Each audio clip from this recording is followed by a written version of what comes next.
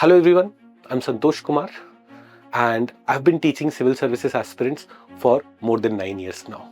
In these 9 years, one thing that I've realized is that 1 year sometimes is not sufficient for most of the students to prepare for civil services examination. That is why we see some students taking 2 years, 3 years, 4 years for preparation.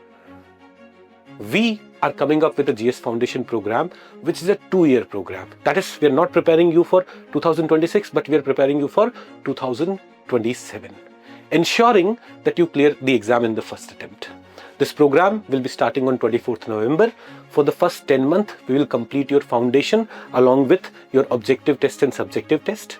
Then from September 2026, we will help you revise again for mains for 4 months. September, October, November, December will make you revise for mains examination that you are going to write in 2027. We'll help you revise that in September 2026 to December 2026. Then from January to March 2027, we'll help you revise prelims exams again. So your classes have been completed, you have revised mains examination again, you have revised for preliminary examination again.